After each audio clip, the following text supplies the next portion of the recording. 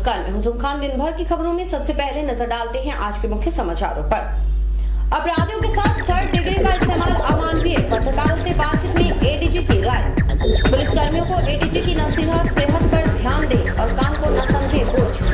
मुख्य डाकघर core banking सेवा से जुड़ा, ऑनलाइन सेवा शुरू, खाताधारकों को मिलेगा लाभ। पहले मान्यता फिर विद्यार्थियों का एडमिशन, कुलपति ने दी कॉलेज संचालकों को नसीहत। अब समाचार विस्तार से। राज्य के अतिरिक्त पुलिस महानिदेशक आरपी सिंह ने अपराधियों के साथ थर्ड डिग्री के इस्तेमाल को अमानवीय बताया है।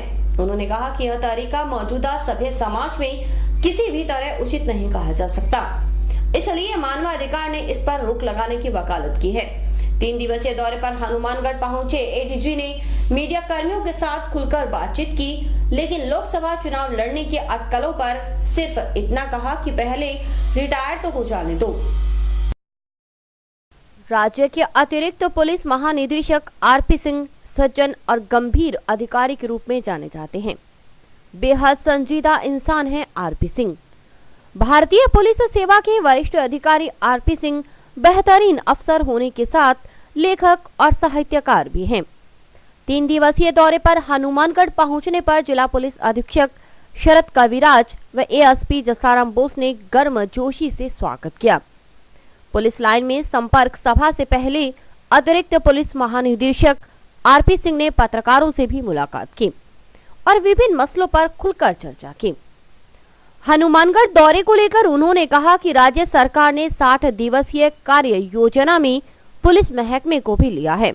इसके तहत एडीजी लेवल के अधिकारियों को विभिन्न जिलों में जाकर वहां की कानून व्यवस्था से लेकर पुलिस थानों के निरीक्षण का जिम्मा सौंपा गया है। खुद आरपी सिंह को नागौर, झालावाड़ और हनुमानगढ़ जिला आवंटित हुआ है। 60 दिवसीय कार्य योजना मांगी थी। पुलिस विभाग ने भी कार्य योजना 60 दिवस की तैयार की और इसी कार्य योजना के तहत सभी जिलों का पुलिस मुख्यालय की ओर से निरीक्षण रखा गया। मुख्यालय में पदस्थापित आईजी एंड एडिशनल डीजी जितने भी हैं उनको अलग अलग जिलों का निरीक्षण का जिम्मेदारी दी गई। इसी जिम्मेदारी के तहत मुझे नागौर, हनुमानगढ़ और झालावाड़ जिले आवंटित किए गए। नागौर जिले का निरीक्षण मैं पूर्व में कर चुका हूं और इसी योजना का जो हिस्सा हनुमानगढ़ जिले का निरीक्षण है वो आज से शुरू किया है। इस निरीक्षण में मुकदमों का निस्तारण, मालखानों का निस्तारण, अपराधियों की जानकारी, माफियाओं को चिन्हित करना, पुलिस लाइन का रखरखाव, थानों में रिकॉर्ड का रखरखाव, कानून व्यवस्था की स्थिति इत्यादि का यहाँ निरीक्षण होगा। ये 2 दिन तक चलेगा। इसी निरीक्षण के तहत पुलिस मुख्यालय पर एसपी कार्यालय में क्राइम मीटिंग रखी जाएगी और 2 मुख्यालय से अतिरिक्त थानों का निरीक्षण होगा जो ग्रामीण थाने होंगे एड रैंडम। वो कल उन थानों का निरीक्षण कल और परसों निरीक्षण किया जाएगा। उसके बाद में वापस पुलिस मुख्यालय पर रवानगी होगी और जैसी भी स्थिति जिले की होगी उसकी रिपोर्ट मुख्यालय में सबमिट की जाएगी। एडीजी ने कहा कि चोरों को पकड़ना आसान है लेकिन माल बरामदगी करना मुश्किल। हनुमानगढ़ जिले में चोरी की बढ़ती वारदातों से संबंधित सवाल पर उन्होंने कहा कि इस संबंध में एसपी शरद कविराज से विस्तृत चर्चा हुई है। एसपी अपने स्तर पर स्पेशल टीमों का गठन कर चुके हैं और बेहतरीन सफलता भी मिल रही है। पहली बात तो ये है कि चोर पकड़ में आए। बरामदगी रुपयों की तो संभव इस तरह नहीं होती है कि चोर उसका डिस्पोजल कर देते हैं और आजकल साइंटिफिक मेथड से ही हम उनसे पूछताछ कर सकते हैं। पूर्व में भी थर्ड डिग्री मेथड अलाउड नहीं था और आजकल मानवाधिकार आयोग आ गया है तो कतई संभव नहीं है कि हम थर्ड डिग्री का यूज़ करें और करना भी नहीं चाहिए, क्योंकि थर्ड डिग्री मेथड या किसी की मार पिटाई करना गैर कानूनी है।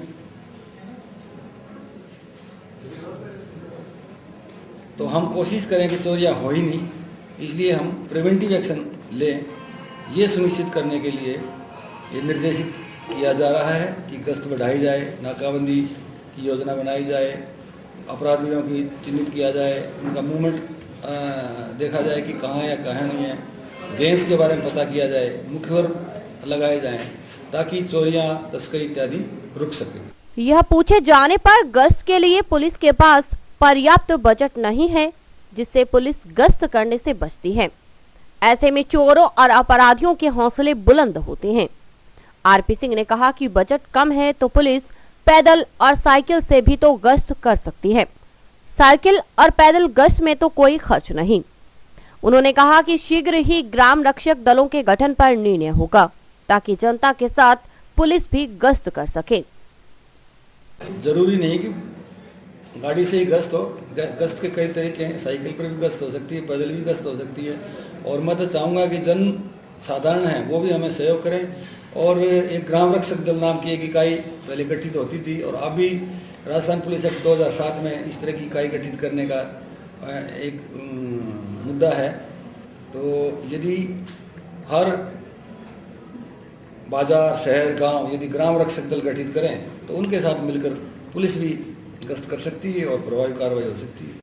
पुलिस नफरी की कमी पर राज्य के अतिरिक्त पुलिस महानिदेशक आरपी सिंह ने कहा कि यह समस्या तो है ही, इससे निपटने के लिए शीघ्र ही भर्ती निकाली जाएगी। उन्होंने कहा कि राज्य में करीब 12,000 सिपाहियों के पद खाली हैं। राजस्थान में करीबन 12,000 सिपाही की कमी है, भर्ती की प्रक्रिया चालू है और ये कमी तो लगभग होती ही रहेगी क्योंकि हर साल कुछ न कुछ रिटायरमेंट होती रहती है।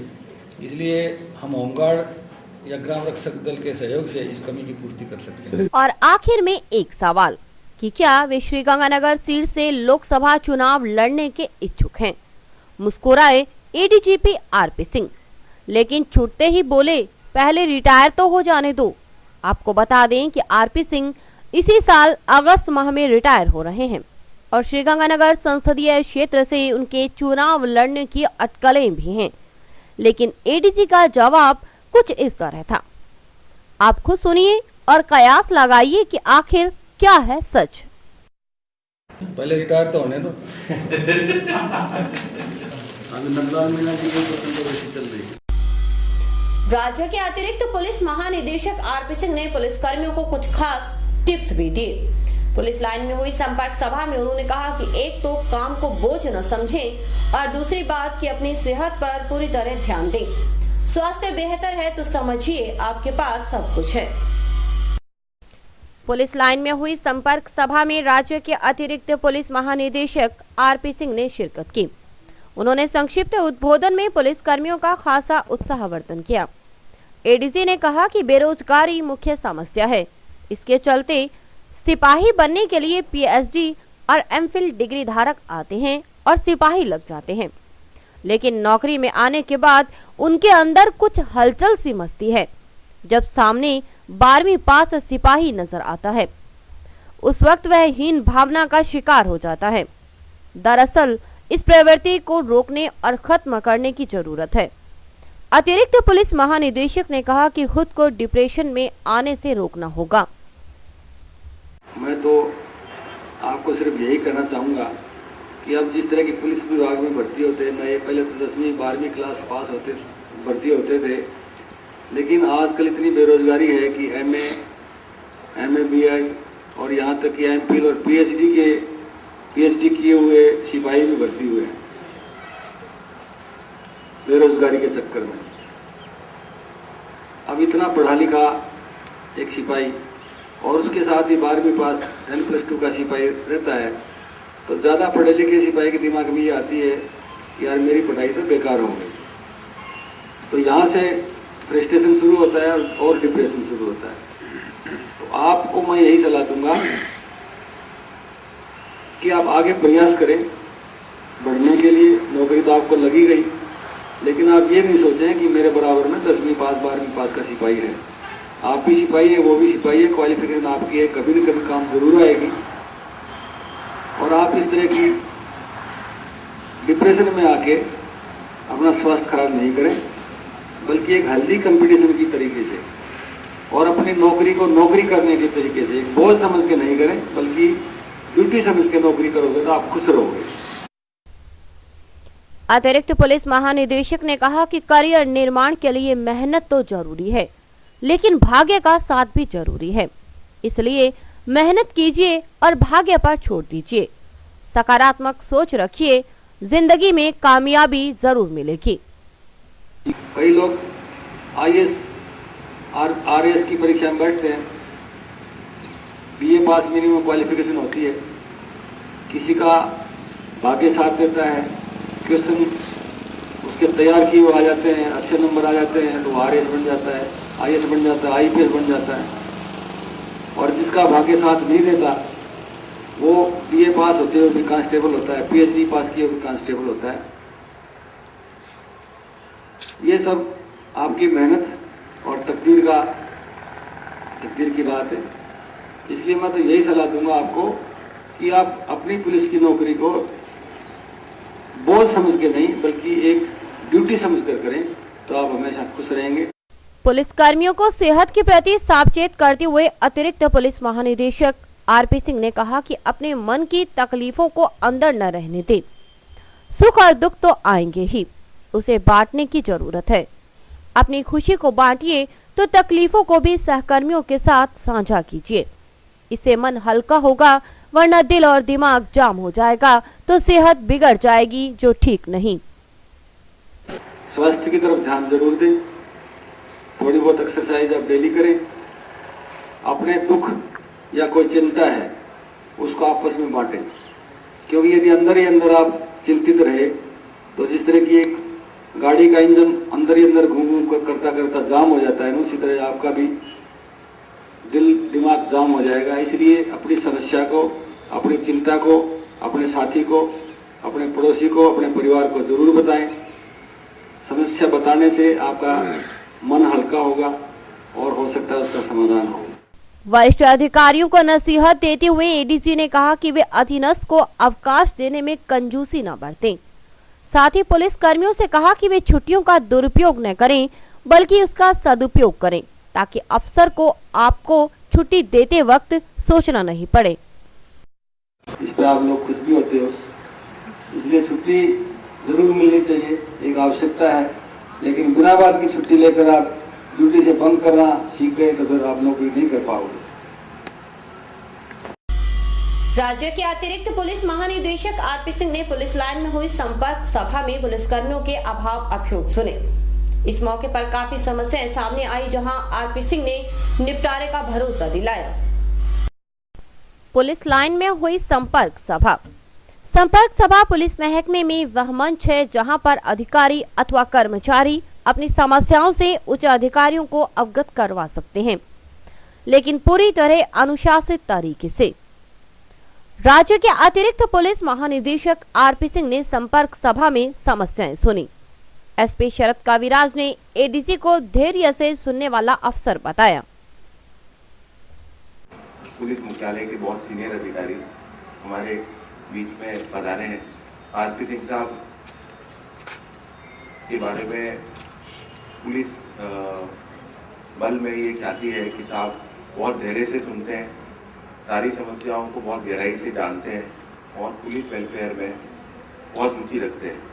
इसी दिशा में आज संपर्क सभा रखी गई है और आप लोग खुलकर अपनी सभी प्रकार की समस्याओं को एडीजी साहब के समक्ष प्रस्तुत करें। आपकी सभी समस्याओं के बारे में पूरी गंभीरता से विचार किया जाएगा। किसी प्रकार की कोई हिचक नहीं रखें और अनुशासन के साथ अपनी बात को रखें। जब बारी आई पुलिस अधिकारियों व कर्मचारियों की तो उन्होंने बड़ी उम्मीदों से अपनी समस्याएं रखी। इनमें प्रमोशन का मसला था तो नियमों की विसंगतियों का भी। आप खुद देखिए किस तरह मसले उठे पुलिस संपर्क सभा में। 2011 में घोड़े प्रस्तुत हुए थे और उसमें से 23 हरकत नहीं अभी तक, और अब घोड़ा होने के बाद में ये जगह एमटी में बचे घोड़े और वहाँ 4 घोड़े खत्म हो चुके जगह नहीं। बहुत अच्छा लगा नहीं। ठीक है, एसपी साहब काफ़ी इंटरेस्ट ले रहे हैं आपकी घोड़ों की सुरक्षा के लिए, तो मुझे उम्मीद है कि महीने भर में इनकी समस्या का समाधान होगा। पेट्रोल मतलब 38 ये सचन जी। सर 2 साल पहले हमारे को सरकारी आवास आवंटित दिए थे, लेकिन 2 साल में ये आवास इतने जर्जर हो गए कि क्वार्टरों से पानी टपकता है तो कभी भी हादसा हो सकता है। तो सर इनको दुरुस्त करवाया जाए।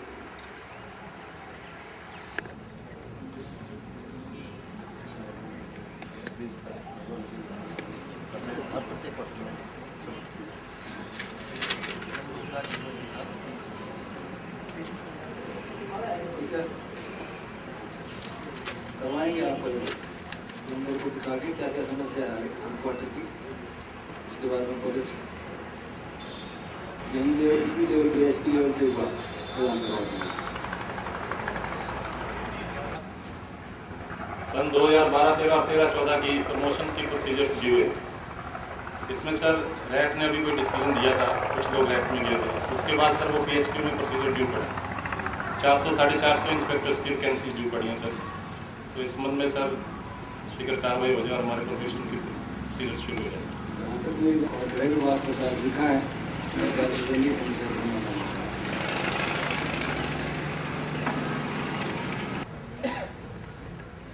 ये बंदियों के लिए सर अपने जैसे थाने से बंदी को कोर्ट में पेश करते हैं और उसको बाद में जेसी किया जाता है। तो ज़िले में सिर्फ हनुमानगढ़ और नौर की 2 ही जेलें चालू है सर। उस बंदी को जेसी करते हैं तो उसका कोई बस वारंट या रेल वारंट की कोई है नहीं सर सुविधा, वो लागू करवाई जाए। नहीं तो उसको किराया वो देने में जवान अपनी जेब से भुगतता है, अधिकारी भी उसमें कन्नी काट देता है कि जा तू उसको पेश किया जेल से जेल छोड़ दिया। इसमें समस्या आती है सर। बस वारंट या रेल वारंट कोई मुलजिम जेल से जो जेसी होने के बाद में पेशी पे जाता है उसका तो है, पर अपने पीसी से फर्स्ट टाइम में जब उसको जेल भेजते हैं या प्रोडक्शन वार्ड से कई मुलजिम को लेके आते हैं बाहर से, उसके लिए कोई वारंट की कोई व्यवस्था नहीं है सर। मैं अवगत कराऊंगा। वैसे तो आपका वारंट है, आप वारंट ले लीजिए, उसकी टिकट ले लीजिए और रिइंबर्स करा लो, कोई दिक्कत नहीं है। जिस तरह मान लिया आप प्राइवेट फ़ोन करते हैं और आपका पैसा लगता है जेब से, तो आप फ़ोन का बिल दो और पैसा दे दो, वही से उसमें कोई समस्या नहीं मेरे हिसाब से।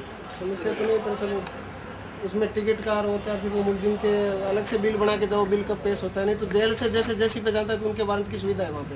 वैसे ही अपने हो जाए मुलजिम का भी वारंट अलग हो, जेल में अलग है सर वारंट मुलजिम में। अगर अपने एम्प्लॉयज़ के लिए जो फ्री वाला हो जाए कुछ पैसे कट करके तो ये अच्छा। इसके बाद डीसी आईजी उसमें भाग लेते हैं तो 2 धड़ों में बढ़ जाता है।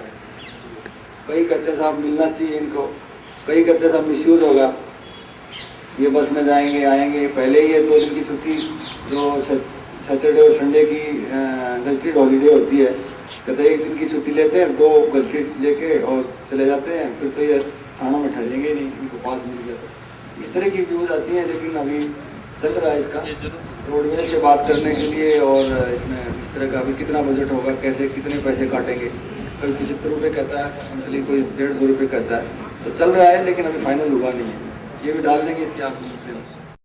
समाचार अभी और भी देखते रहिए दिन भर की खबरें।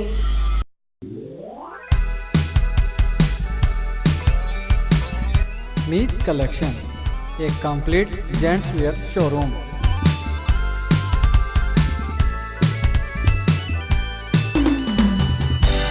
जहां पर आपको जेंट्स वियर में रेडीमेड गारमेंट्स, इंपोर्टेड शूज, चप्पल आदि की भरपूर वैरायटी मिलेगी।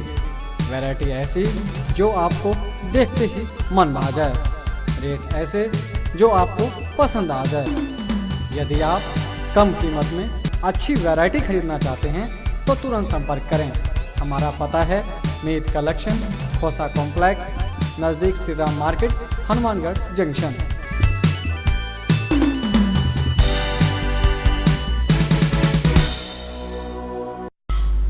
महाराजा गंगा सिंह विश्वविद्यालय की कुलपति डॉक्टर चंद्रकला पांडेय ने कॉलेज संचालकों को दो टूक कहा कि यूनिवर्सिटी से संबद्धता लिए बगैर न तो वे विज्ञापन जारी करें और न ही बच्चों को एडमिशन दें।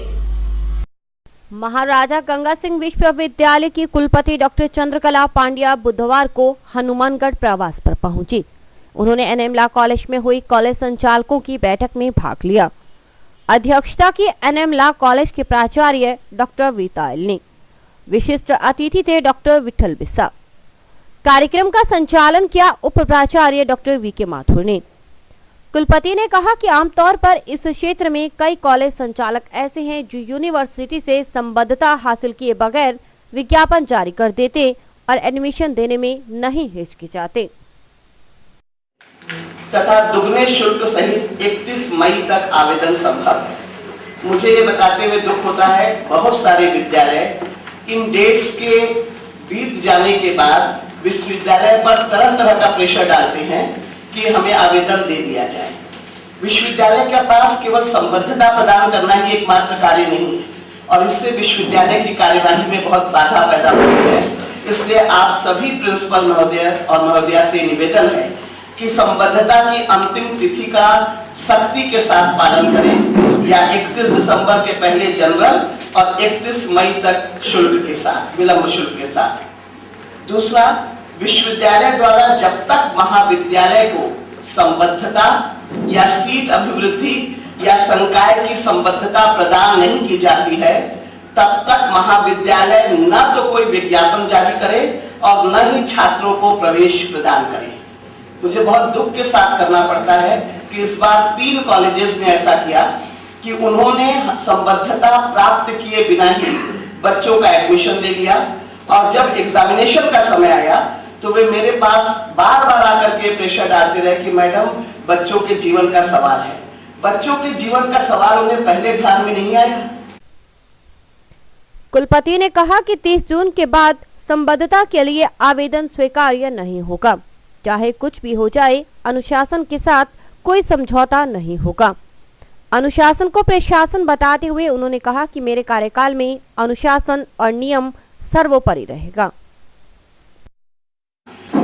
नेक्स्ट, सत्र 2014-15 हेतु सीट अभिवृद्धि अथवा नवीन विषय संकाय में संबद्धता अगर प्राप्त करनी है तो दुगने विलंब शुल्क सहित दिनांक 31/5/2014 तक आवेदन किया जा सकता है। इसके उपरांत किसी भी आवेदन पर विचार नहीं किया जाएगा। विश्वविद्यालय द्वारा 30 जून, 1 महीने का समय और दिया जाता है, 30 जून 2014 के पश्चात किसी भी महाविद्यालय को संबद्धता प्रदान करने पर विचार नहीं किया जाएगा। मैं आपके सामने ये स्पष्ट कह देती हूँ, प्रशासन एक अनुशासन है। अभी तक क्या विश्वविद्यालय में होता रहा मैं उसमें नहीं जाना चाहूंगी, लेकिन मैं अपने कार्यकाल में आपको ये बता देना चाहती हूँ कि अगर आप इन नियमों का पालन करेंगे तो हमारा संपूर्ण सहयोग, आप किसी भी समय विश्वविद्यालय में आ सकते हैं। मुझसे समय लेकर के, बिस्सा जी से समय लेके, कमल जी से समय लेकर के, मेरे जो पीएस हैं राघव पुरोहित जी से समय पर लेकर के, आप नेट पर सारे नंबर नोट कर लीजिए, परंतु तब सभी सहयोग मिलेगा। लेकिन अगर आप इन नियमों का पालन नहीं करेंगे तो हमसे किसी सहयोग की आशा आप न करें। अब डाकघरों में ऑनलाइन काम होगा। हनुमानगढ़ के मुख्य डाकघर में बुधवार से ऑनलाइन सेवा की शुरुआत हुई। जोधपुर रीजन में हनुमानगढ़ एकमात्र कोर बैंकिंग सेवा से जुड़ने वाला डाकघर है। ऑनलाइन सेवा शुरू होने से जिले के करीब 30,000 बचत खाता धारकों को इसका लाभ मिलेगा। जंक्शन में रोडवेज डिपो के पास मुख्य डाकघर में बुधवार से ऑनलाइन सेवा की शुरुआत हुई। मुख्य post master general DKS Chauhan, director postal services Sachin Mittal व डाक अधीक्षक गजानन जोगी ने दीप प्रज्वलित कर ऑनलाइन प्रक्रिया का विधिवत शुभारंभ किया। अधिकारियों के अनुसार समस्त बचत खातों का रिकॉर्ड विभागीय पोर्टल व लिंक से जोड़कर यहां के समस्त रिकॉर्ड को डाकघर के सॉफ्टवेयर में अपलोड कर दिया गया है। कोर बैंकिंग सेवा से जुड़ने पर अब डाकघर में बैंकों की तर्ज पर ऑनलाइन कार्य शुरू हो गया है। ऑनलाइन सेवा शुरू होने से जिले के करीब 30,000 बचत खाता धारकों को इसका लाभ मिलेगा। हनुमानगढ़ देश का 50वां पोस्ट ऑफिस है जो CBS प्लेटफॉर्म पे गया। इससे जनता को कहीं भी बैंकिंग की सुविधा मिलेगी। ग्राहकों को अच्छी सेवा के बदले में विभाग को भी अच्छे ग्राहक मिलने की उम्मीद है। अखिल भारतीय ग्रामीण डाक सेवा संघ के आह्वान पर डाक सेवकों की हड़ताल दूसरे दिन जारी रही। उन्होंने मुख्य डाकघर के सामने अनिश्चितकालीन धरना दिया। स्थायी करने की मांग और वेतन विसंगतियों को दूर करने का दबाव। मुख्य डाकघर के सामने धरने पर बैठे ग्रामीण डाक सेवकों का जज्बा देखते ही बनता था। ग्रामीण डाक सेवक संघ के आह्वान पर डाक सेवक हड़ताल पर हैं। उन्होंने कहा कि पहले भी मांग को लेकर आंदोलन करते थे, लेकिन कोई कार्रवाई नहीं हुई, लिहाजा फिर से आंदोलन करने के लिए विवश होना पड़ा है। पूरे हिंदुस्तान में डाक ग्रामीण कर्मचारियों की जो हड़ताल है वो की जा रही है। अनिश्चितकालीन हमारा धरना है। हमारी सेंट्रल सरकार से मांग है कि जो हम गांव के कर्मचारी ग्रामीण डाक से गांव में काम करते हैं उनको स्थायीकरण किया जाए। उनको तनख्वाह नाम मात्र की तनख्वाह मिलती है, उससे हमारा गुजारा भत्ता नहीं हो पाता, जबकि केंद्र सरकार और डिपार्टमेंट ये मानता है कि 3 घंटे और 5 घंटे का वेतन हम दे रहे हैं, जबकि हमारा कर्मचारी पूरा दिन दिहाड़ी करता है, पूरा दिन मजदूरी करता है और 6, 7, 8, 9, 10 घंटे तक काम करता है। फिर भी केंद्र सरकार ये हम दूसरी दफ़ा हड़ताल कर रहे हैं नहीं चाहती। इसलिए मंच के माध्यम से केंद्र सरकार से हमारा कहना है कि गांव में काम करने वाले ग्रामीण डाक सेवकों के प्रति सचेत होकर सोचा जाए और उनको ऐसा किया जाए ताकि तमाम परमानेंट कर्मचारियों के बराबर वेतन मिले। Rajasthan state roadways employees union Hanumangarh शाखा के बैनर तले एजेंसी के माध्यम से रखे गए चालकों ने हड़ताल दूसरे दिन भी जारी रही। संविदा कर्मचारियों को नियमित करने और वेतन विसंगतियों को दूर करने की मांग की जा रही है। Rajasthan state roadways employees union Hanumangarh शाखा के बैनर तले एजेंसी के माध्यम से रखे गए चालकों की हड़ताल दूसरे दिन भी जारी रही। रोडवेज के संविदा कर्मचारियों को नियमित करने की मांग करते हुए रोडवेज चालक प्रदेश भर में हड़ताल पर है, जिससे रोडवेज की कई बसें डिपो में खड़ी हैं। रोडवेज चालकों का कहना है कि जब तक उनकी मांगे पूरी नहीं की जाती तब तक हड़ताल जारी रहेगी। चालकों का कहना है कि उन्होंने समस्याओं को लेकर कई बार उच्च अधिकारियों को अवगत करवाया, लेकिन कोई समाधान नहीं होने पर मजबूरन हड़ताल का रास्ता अपनाना पड़ा है।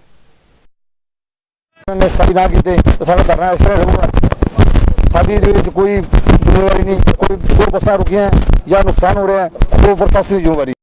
और अभी वक्त है हेडलाइंस का।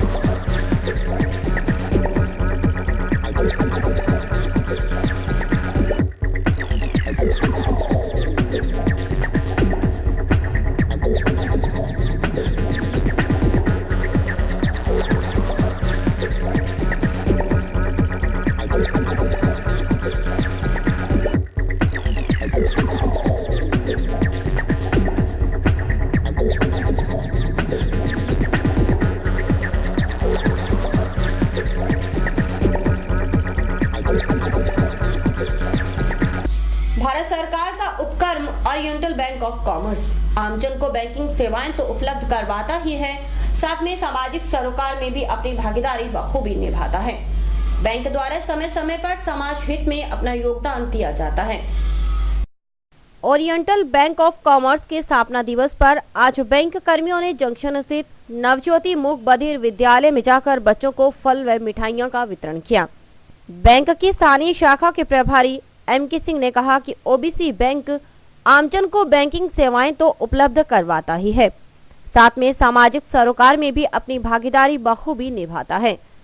सिंह के अनुसार बैंक द्वारा समय समय पर समाज हित में अपना योगदान दिया जाता है, साथ ही इस तरह के आयोजनों से बैंक का व्यवसाय भी बढ़ता है। पूरे ओरिएंटल बैंक पूरे हिंदुस्तान में, उसमें हम जैसे blood donation, health checkup, eyes checkup, langar schools वगैरह में ये हम कर रहे हैं सामाजिक सरोकार हेतु। और यहाँ भी हमने स्कूल में जो नवज्योति स्कूल है मूक बधिर बच्चों का, यहाँ भी हम फ्रूट्स, फल एवं मिठाई का वितरण कर रहे हैं। हमारा जो मेन मकसद है सामाजिक सरोकार तो है ही, साथ में ऐसे सामाजिक कार्यों से बैंक का बिजनेस भी बढ़ता है। राजकीय एमपीजी कॉलेज में बुधवार को व्याख्यान मालाओं का आयोजन किया गया। 2 प्रमुख विषय थे। पहला तो समय का सदुपयोग कैसे करें और दूसरा विषय था पत्रकारिता और युवा वर्ग। वक्ताओं ने बेहतरीन तरीके से युवाओं को इन विषयों से अवगत करवाया। राजकीय नेहरू मेमोरियल महाविद्यालय में युवा विकास केंद्र के तत्वावधान में व्याख्यान मालाएं आयोजित की गई। मां शारदा को पुष्प समर्पित कर प्राचार्य सरवन सिंह ने कार्यक्रम का शुभारंभ किया। समय का सदुपयोग कैसे करें विषय पर अपने विचार अभिव्यक्त करते हुए डॉक्टर शिव कटारिया ने कहा कि समय के साथ अपने विचारों को ऊर्जावान बनाएं। शिक्षा से हमारे विचारों को मजबूती मिलती है। हमें अपने समय का अधिक से अधिक उपभोग ज्ञान अर्जन करने में लगाना चाहिए।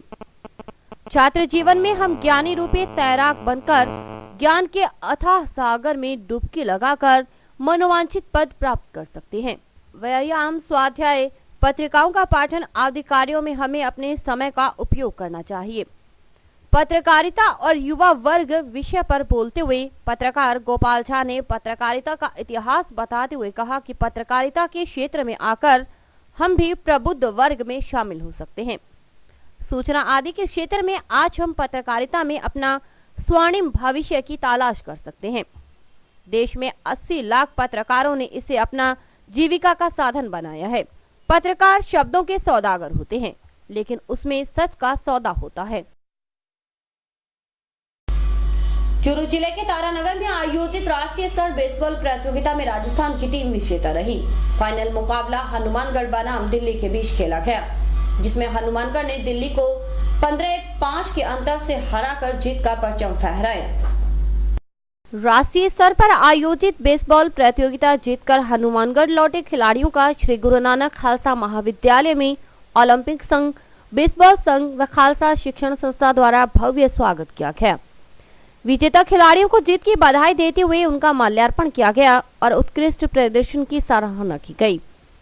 ओलंपिक संघ व खालसा शिक्षण समूह के निदेशक मलकी सिंह ने बताया कि इस फाइनल मैच में हनुमानगढ़ ने दिल्ली को 15-5 के अंतर से हराकर विजयी रही और राजस्थान का नाम रोशन किया। उन्होंने बताया कि दिल्ली टीम गत 3 वर्षों से विजेता रह रही थी, लेकिन खिलाड़ियों की मेहनत और लगन ने उन्हें विजयी बनाया है। इस अवसर पर hockey coach Harvir Singh, chairman Akash ji Brar, प्राचार्य श्याम सुंदर शर्मा आदि उपस्थित थे। राजस्थान की जो टीम राष्ट्रीय स्तर पर बेसबॉल में जो विजेता रही है, उन बच्चों का, उन प्लेयरों का आज हमारे खालसा के प्रांगण के अंदर यहाँ के संरक्षक गुरदयाल सिंह जी और मैनेजमेंट के सदस्य और हनुमानगढ़ बेसबॉल एसोसिएशन के अध्यक्ष अंग्रेज सिंह जी बुलर ने बड़े जोश से उनका स्वागत किया। और इसी के साथ समाचार समाप्त हुए। रोजाना देखते रहिए समाचार। नमस्कार।